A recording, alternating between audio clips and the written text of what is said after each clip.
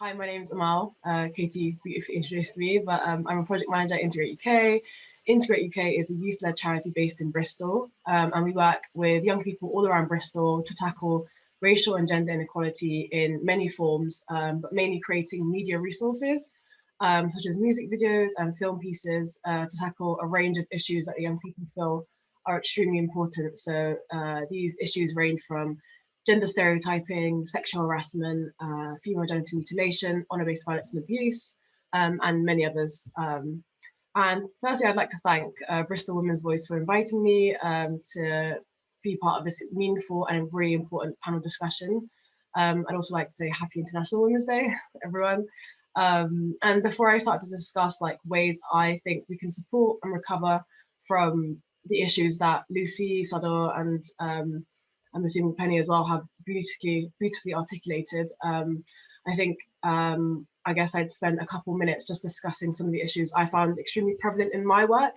So I work with young people mainly around the secondary school age, so from 12 to 18, and 80% of our service users are girls, 60% of our service users are young people from Black and ethnic minority backgrounds. And during the lockdown, I was fortunate enough to support these young people one-to-one and to directly see what was impacting them. And you know, the effects of lockdown and coronavirus pandemic were huge. So a lot of these young people lived in cramped spaces and had various socioeconomic difficulties and barriers that affected their access to schoolwork. A lot of them didn't have the digital equipment to access school at the time, and they didn't have like dedicated spaces to study. The impact was, I think it highlighted many inequalities that already existed within our society, but also, I guess, that heightened these drastically.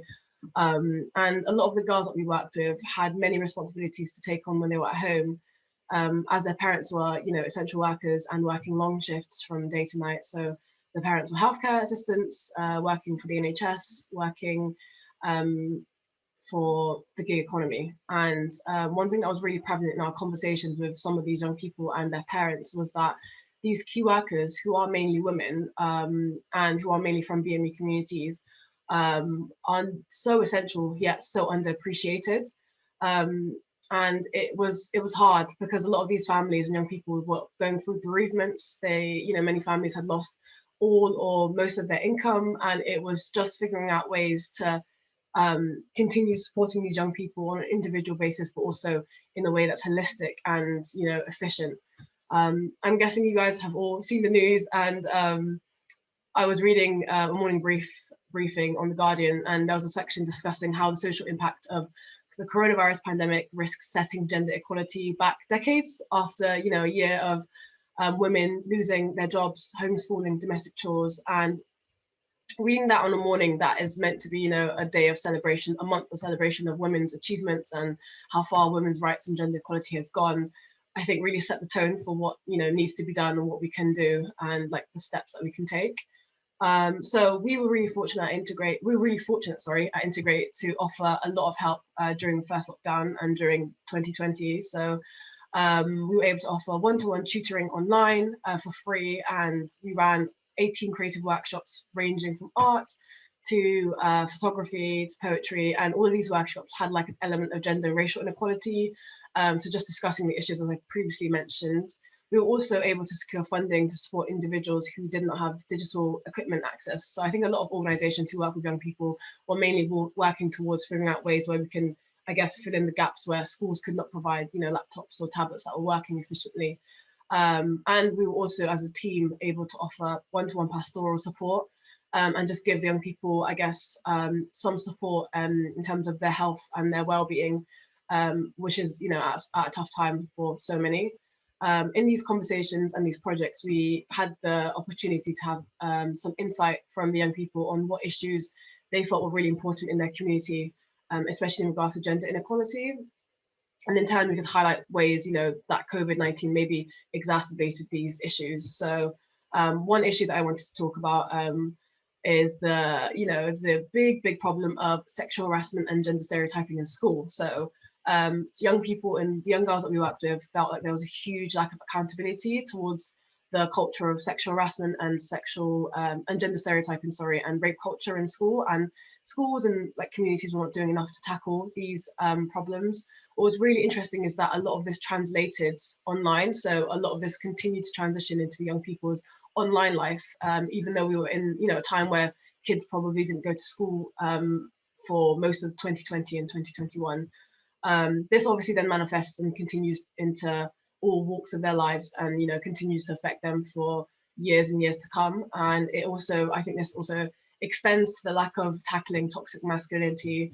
And yeah, and I think what was really interesting is that it affects younger girls now. So a lot of the conversations we had at our charity was with girls as young as 12 who were asked and pestered by people in their school, by boys in their school, to send them nude pictures, and they felt like they were being they felt like they needed to because of what society had told them. And many of these young girls felt that the norms were unchallenged, and this in turn affected the way they viewed themselves and their mental health and how they navigated the education system and their lives.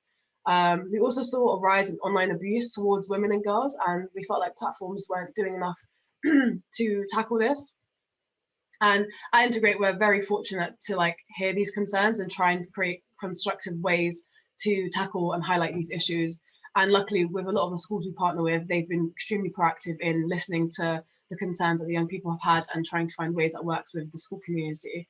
So in the summer of 2020, we created an animation called Hijabs and Miniskirts, which talks about the issues that the girls and the boys actually spoke about. So the young people created, scripted, and voiced this animation. And this animation tackled issues of Islamophobia, sexual harassment, catcalling, and the policing of women and girls, and policing what women and girls wear.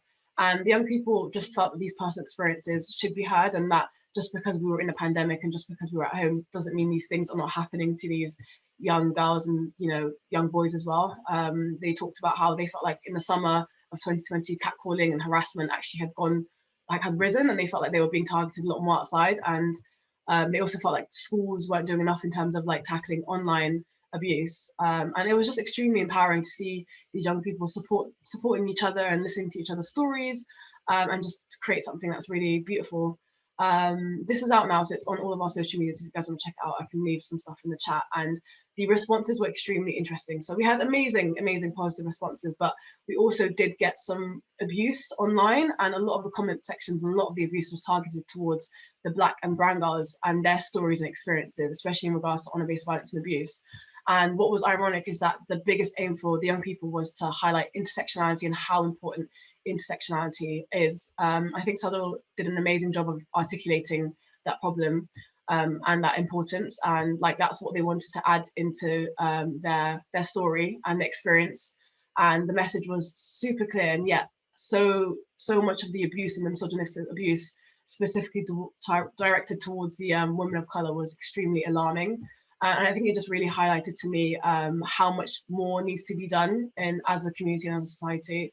Unfortunately, I think Lucy brought this up, brought a really important point of funding. And, it seems that funding just keeps on getting smaller and smaller and more difficult. And this has been happening before COVID and before the pandemic, but I feel like has definitely been exacerbated during the pandemic because obviously financial it's harder. And I think the massive fear around funding and what this means for women and girls is extremely important. And this is coming at a time where, there's been a huge increase in the rate of domestic abuse, in honour-based violence and abuse. And we're living in a society now where the UK has the lowest rate of persecution of rape cases. So supporting women and girls just keeps getting more and more difficult and more inaccessible. A specific example I can give you guys is that the funding around female genital mutilation and tackling against that has been reduced by 84%, which is extremely insane and extremely dangerous. And I think it really does set the fight for gender equality back. To end this on a positive and constructive note, I think what's been really insightful of the work I do is just being able to see a lot of these young girls have so much drive and power, and a lot of these young boys as well, because we work with a variety of young people, giving girls space to talk about these problems. It just reminds me that there's so much strength in creating a community and working towards what you believe is right. I think places like this, like conversations like these, panels, discussions like this, and coming together as a community is so important. and just remembering that your work must be intersectional, including women of color, trans women, disabled women, working class women, and just, you know, marginalized people and their voices, and not to take up space, but also to try and facilitate these spaces. I think the young girls really remind me of like the work that we do and the work that all these organizations have done is extremely important. And events like these, events celebrating womanhood, running these organizations, being directors, being in charge of community initiatives is super important, and making sure that those in charge are held accountable is what we need to continue doing.